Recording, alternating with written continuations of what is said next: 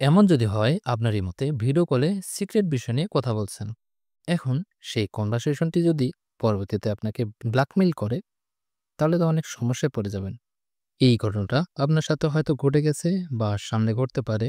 তাই আপনি এই সেটিংটা এখনই বন্ধ করে রাখুন, যাতে আপনার এই সিক্রেট কনভারসেশন আর কেউ রেকর্ড করতে না পারে। তার আগে আমি বলব, ভিডিওটা আপনার টাইমলাইনে শেয়ার করে রেখে দিন। এখন আপনার কাজে না লাগলেও আপনার ফ্রেন্ডসদের কাজে লাগতে পারে।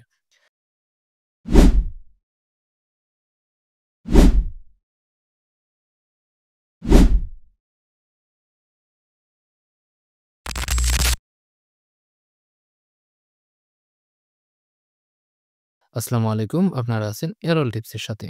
চলুন ভিডিওর দিকে। ওকে, দেখতে পাচ্ছেন আমি ইমোতে রয়েছি।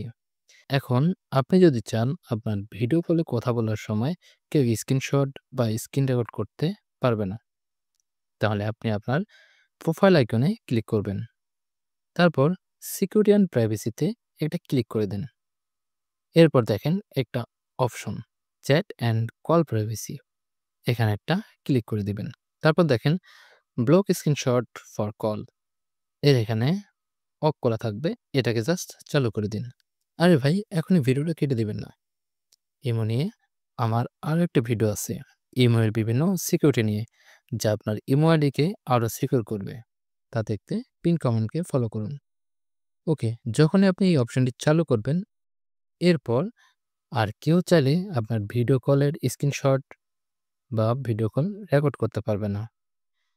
এরকম ভিডিও মিস করতে না চাইলে আমাদের ফলো বা সাবস্ক্রাইব করে পাশে থাকুন। আর ভিডিওটা আপনার টাইমলাইনে শেয়ার করে রাখুন, ভবিষ্যতে আপনার বা আপনার ফ্রেন্ডসদের কাজে লাগতে পারে। আর হ্যাঁ, ভালো থাকবেন, ভালো রাখবেন। ধন্যবাদ।